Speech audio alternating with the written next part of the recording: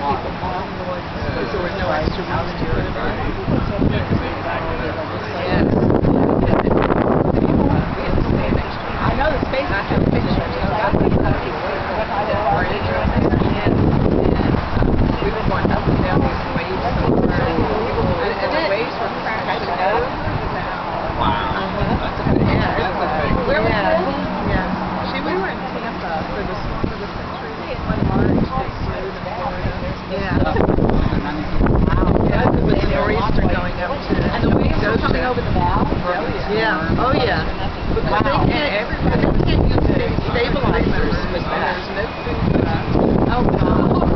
We were just going out, but they can't use stabilizers in that. So you're just feeling there and ride on it. I was having a ball. I was having a ball.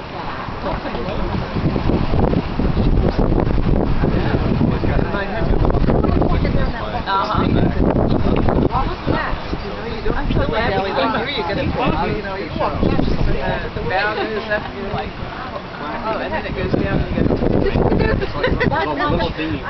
that much weight. Oh, yeah. That has got to have so much weight and so much momentum. isn't that awesome? It's like it's on a movie. Swing Swing it it on around. It's just like a turntable for the train. Down in there. No, there's a guy up top with a joystick. I guess it's different from Titanic. You know, that visual line. Well, slightly. See how the bridge sticks out either side? So he can walk out there, and he can actually get glass. It's all computer driven. Yeah, it is. It's amazing. Just not the Titanic anymore. I mean, you should. It is awesome. It's kind of funny because Although I'll tell you what, like you were saying, when you're out at sea and there's a storm, it doesn't matter if it's this ship or the Titanic. It's still a storm. It's still a storm and it's still bad and immediate.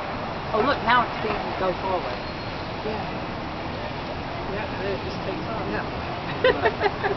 It is so cool. It's the next stop.